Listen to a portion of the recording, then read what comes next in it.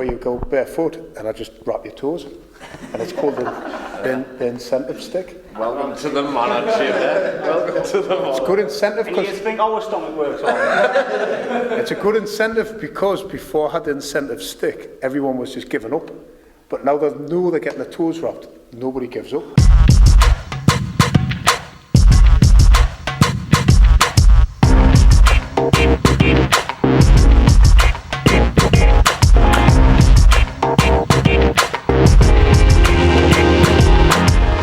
So this is Jamie Bates, reporting live for Peep magazine, here at the MASAC gym in County Durham. I'm here with Mick Terrill today, and we're going to find out a bit about his past and about his upcoming fight with ROMELLEO de Silva. Have you always wanted to be a professional fighter? No, not really. It was something I just sort of fell into. I was playing football at the time, and I was actually doing a job for a boxer, and asked where a gym was, and he informed us of Barry Norman's gym in Baker, and I went up there really just to keep fit. And as I went to Barry's, I mean, Barry's gym was renowned for having tough lads in. He had all the biggest lads. He's had most of the best lads in Newcastle. Best fighters, yeah. Back in the day, it was. I mean, still now he's still popping them out there, you know. But back in the day, there was some really good talent in Barry's gym, and I ended up just getting filled in for a couple of years until I was able to stick up for myself and then get back into it. So you've got a record of 19 wins, 3 losses with the boxing. So what made you move away from Thai boxing and go into boxing? It was by accident, really. I could never really box, to be honest. I've only recently learned how to box.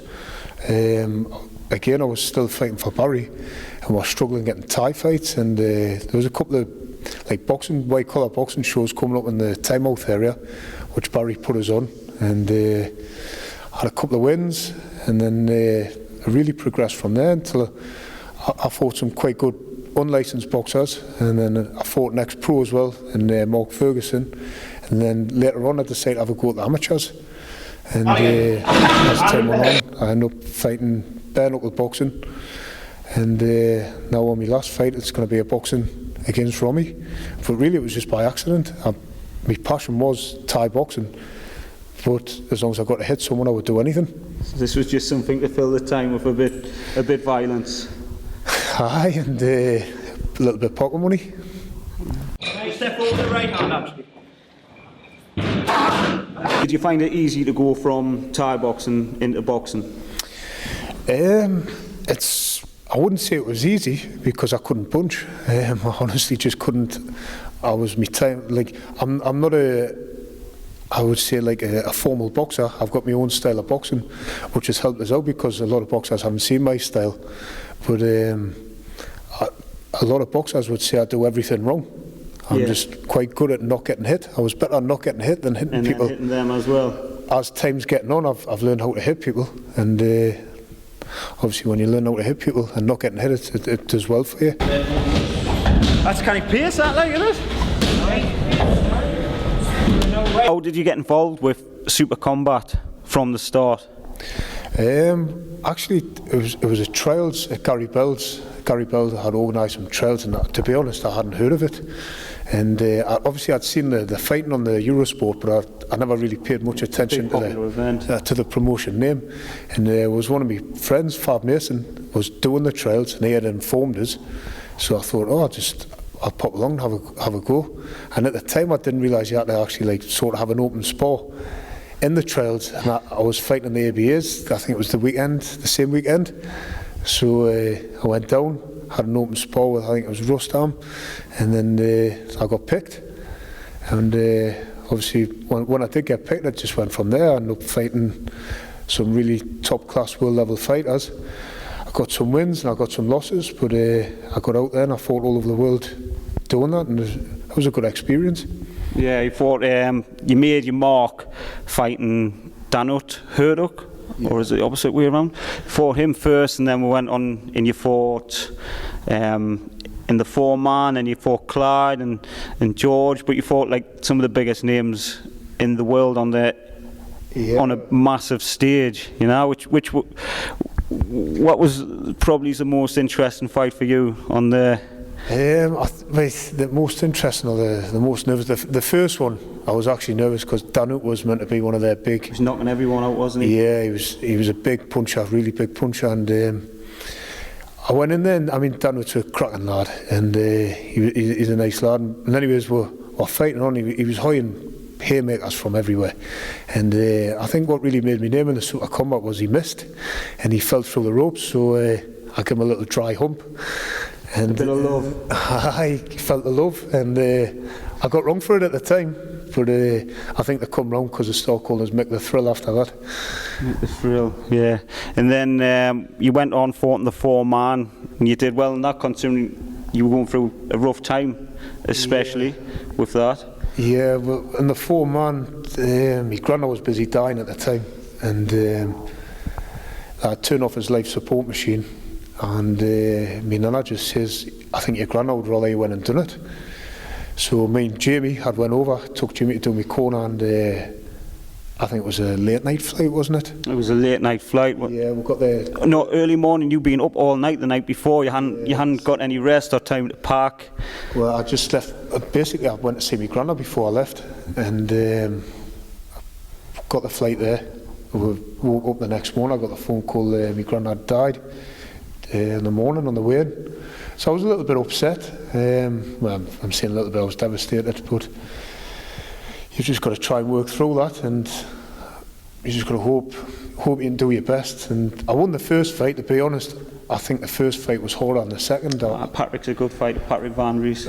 He was a very good fighter, and I remember what was he called from the slam gym? Milton Felter. I remember asking Milton what Patrick was like, and he's a very good Dutch trainer from Slam Gym, and Milton had says Patrick's very good, he's got KO in both hands, and I just sort of shrugged it off and thought he's going to say that he's Dutch as well. Anyways, I got in the first shot, Patrick landed, it was a jab, and I thought he took my head off, and then he punches with his right hand as well, and that nearly took my head off, and I thought, shit, he has got power in both hands. So I just had to work around him, figure out what he was doing, and I found a weakness in him blocking the leg kick.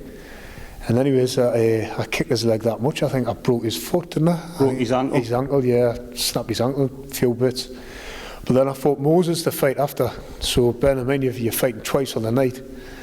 And I had sore legs, and I was a little bit upset, but you've just got to work through it. I went through the next fight, and it's no excuse, but the referee definitely shouted break. He shouted break twice. Yep.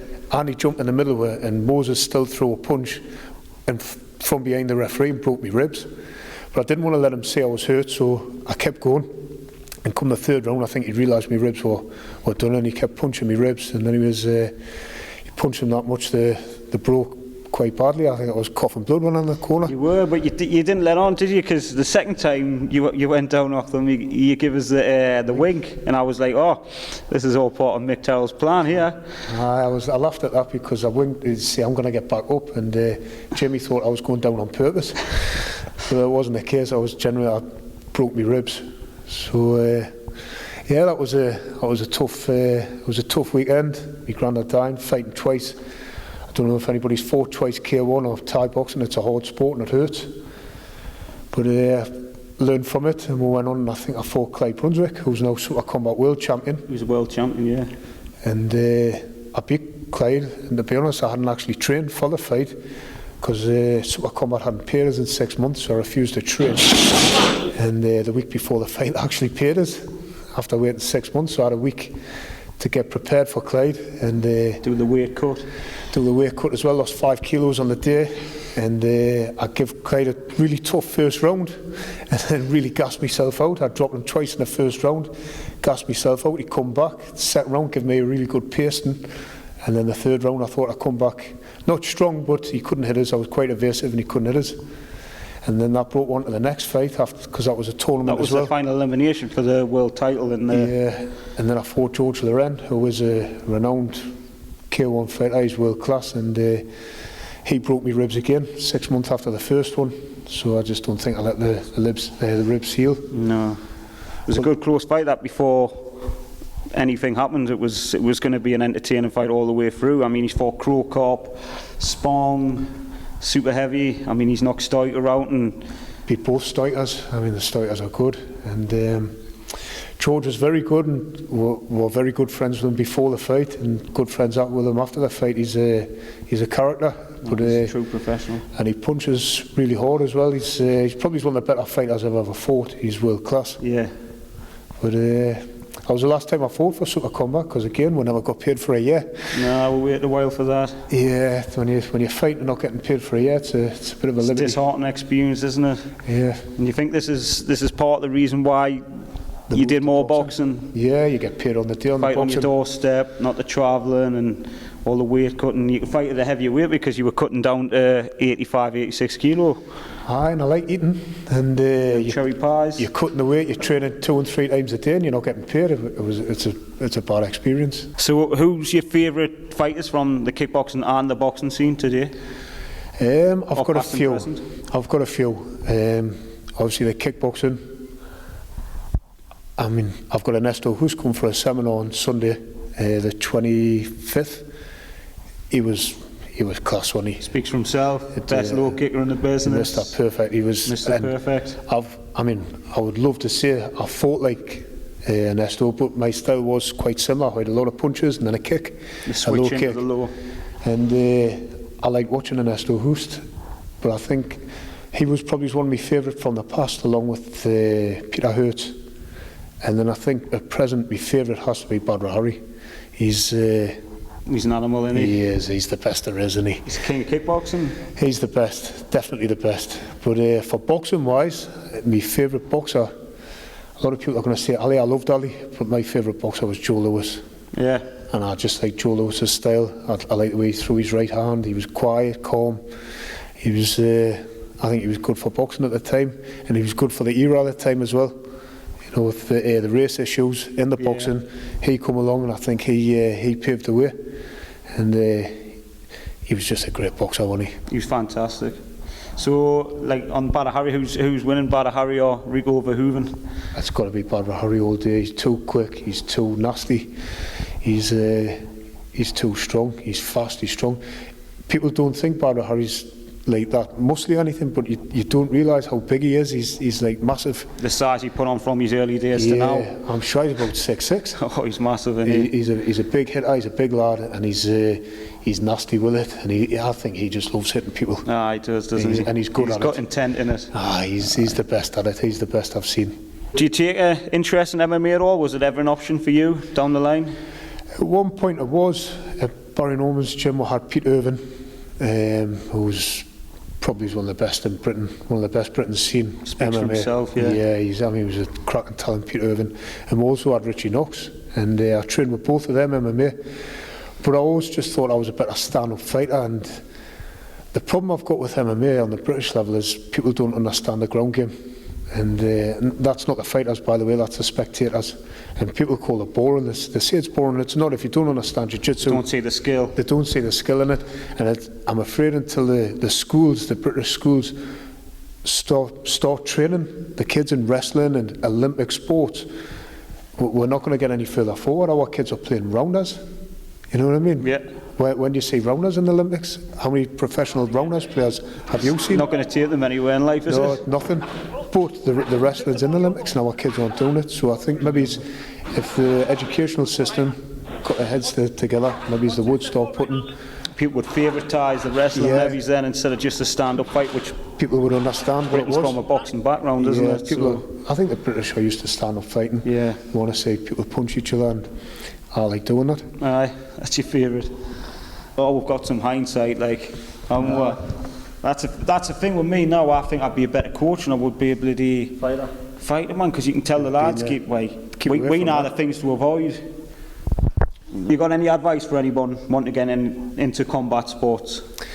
The biggest advice I've got is get into a gym, learn how to defend yourself first. It's pointless going into a gym and sparring and not knowing how to not take a shot or not how to defend yourself. So spend a lot of time trying to defend yourself, get into the sparring, and remember you're not made of glass. When somebody hits you, you're not just going to break down and die. It will hurt, and it still hurts now. Every time I get punched, it hurts. But what I do know is I'm not going to, like, in 2 minutes' time, I'm not going to still be sore. I know the pain's going to go away. So get in there, realise you're not going to break, have a go at it. If you don't have a go, you never know. But the other advice is find a good coach or a good gym. Find someone who's going to manage you right. You're not going to get robbed. You're not going to get ripped off.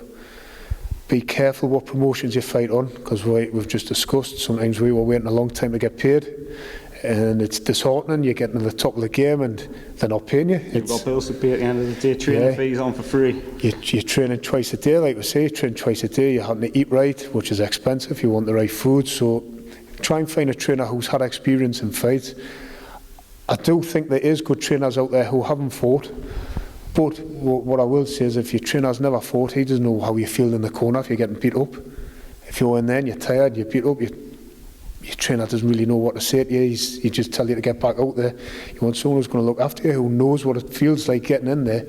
But most of all, you want someone who's going to train you to defend yourself as well as being an offensive fighter. If you can't defend yourself, it's okay having the most power in the world, but if you get clipped on the button, you're gone. So that would be my advice. Have a go, get in there and have a go, and just remember, you won't break. Right, so we know you've got your gym, the Manor Gym in North Shields, but have you ever thought about putting on shows yourself and doing some fighting management, etc.? Yeah, obviously I look after my own fighters. I've got fighting for me, and I've put two shows on. I think I've put on now with Richard Encinico, and I mean, Richard does well, you know. He's got a very good business mind. He puts on a good show. He's well organised, and basically he done all the hard work, and I just done some matching the fights, so it was easy for me. But I think putting the shows on is hard. It's mentally hard work, but it's something I will be looking towards in the future. Obviously now that I'm retiring, go to the next level, I want to try and get me lads some good fights on there as well. So it's definitely something I would do. But managing wise, I've probably had the best manager in the North East, Dave Wield. And if one thing I can say about Dave Wield is he will look after the lads. He'll make sure they get good pay. He'll pay good wages, and I think he does it all for free as well. And you cannot knock that. He looks after the North East lads, doesn't he? Dave Wield just wants to see good fights. He's got a platform for the lads to get on, which is growing as well, and you fought on it, I've fought on it, Jewel. Yeah, and he does a good show, and he gets top world-class fighters from all over the world, and he, like I say, he puts on a good show, he gets a good fight, and he gives you good wages, and I think really Dave Wield, we've got Alex Wright as well. I think they're starting to work together. Alex from Fight Shop, yeah. From Fight Store Pro. He's wanting to take it next level, isn't he? Yeah, and they told him to work. I think they're going to work well together because Alex is banging into it as well. He's like a fight enthusiast as well. So they told them we're going to work really well together, I think. Yeah, might be time for that cherry pie now. Like, I'm feeling it now, you know. Mick's got weight to lose, so I'll just have it. So who's your prediction on Klitschko and Fury? It's got to be Fury all day long for me. I just think Fury's cracking. I think he's one of the funniest fighters out there, and I think when people realise he's not being serious and he's having a laugh, they're going to love him.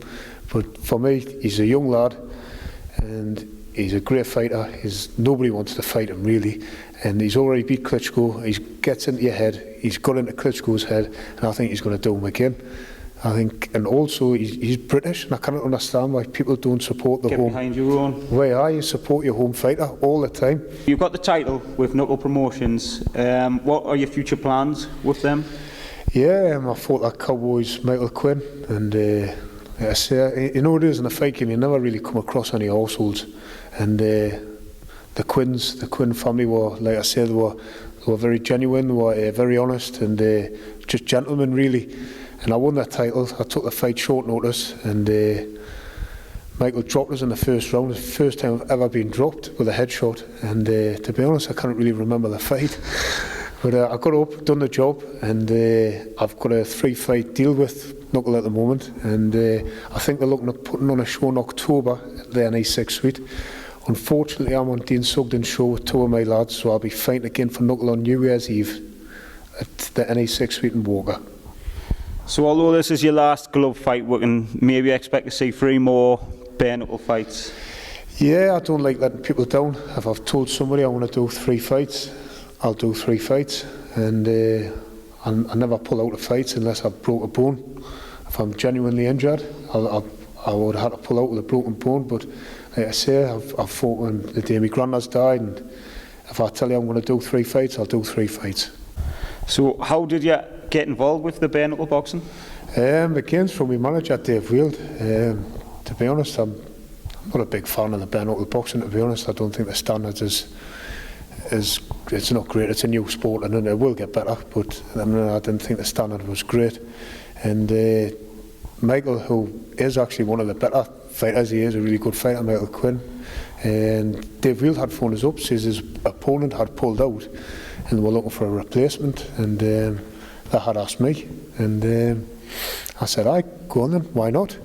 So agreed the purses. I think I got 10 days notice, and I hadn't trained for a while. I don't think I'd fought for a year. I just shattered my thumb in 4 bits the year before. So I hadn't really trained. So that night I went out and had a jog, and had a jog the next day and tried to get myself sort of fit. And I got in there and had a gun, and like I say, he caught us with a good shot in the start, and I think I got better over the rounds, and I enjoyed it. It was a good buzz. I'd never done it before. It's a different experience when you're going in there bare knuckle. It's like I say, I've got the 3 fights, but after that I'll be done. Oh, you've got your bonus, man. Fucking get it. The fight's this Friday on Fight Fest, the 23rd of September at the NE6 Suite. How's the weight cut going, and what about the show? The weight cut's going really well. I'm just about on weight now. I've been working hard, a lot of runs, and I'm just dying to get one of them cherry pies in us, you know. One of these cherry pies. Jimmy's in. Cherry pies.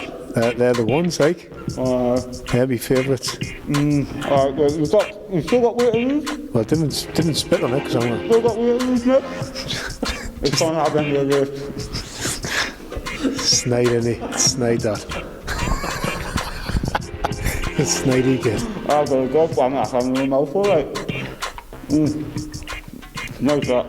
It looks nice. It's really nice. Really nice. Oh man! That's snide that. Do you want some, Mick? There you go. I'll have to work the cameras off. Have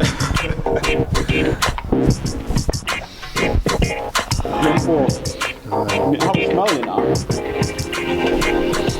I'll get a couple.